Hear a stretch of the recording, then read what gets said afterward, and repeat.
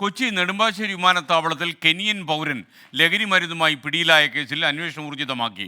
കൊച്ചിയിലെ ഇടപാടുകൾ സംബന്ധിച്ച് അന്വേഷണം തുടങ്ങി. 6 കോടിയിലധികം രൂപ വില വരുന്ന കൊക്കൈൻ ഗുളിക രൂപത്തിൽ വിഴുങ്ങിയാണ് കടത്താൻ ശ്രമിച്ചത്. എബിൻ ജോസ് കൊച്ചിയിൽ നിന്ന് വിവരങ്ങളുമായി ചേരുന്നു.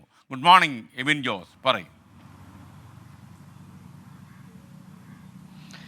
എസ്കെൻ, സമീപകാലത്ത് നെടുമ്പാശ്ശേരി വിമാനത്താവളത്തിൽ നടന്ന ഏറ്റവും വലിയ ലഹരി വേട്ടയായിരുന്നു ഇത്. കെനിയൻ പൗരനാണ് 668 ഗ്രാം കൊക്കൈനുമായി പിടിയിലായത്. ഇത് ഏകദേശം 6 കോടിയിലധികം രൂപ വില വരുന്നതാണ്.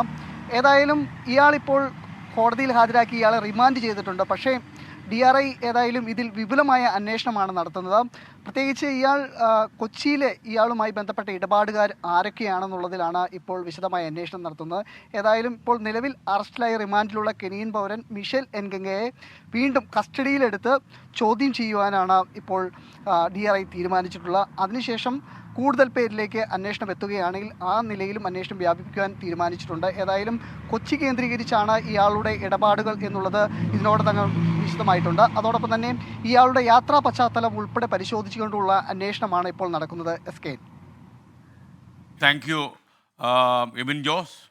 ലോകത്തെവിടെയായാലും ഏത് സമയത്തും 24 വാർത്തകളും ഓഗ്മെന്റഡ് റിയാലിറ്റി പാക്കേജുകളും എക്സ്പ്ലെയിനറുകളും വിശദമായി കാണാൻ ഞങ്ങളുടെ യൂട്യൂബ് ചാനൽ നിങ്ങൾക്ക് സബ്സ്ക്രൈബ് ചെയ്യാം.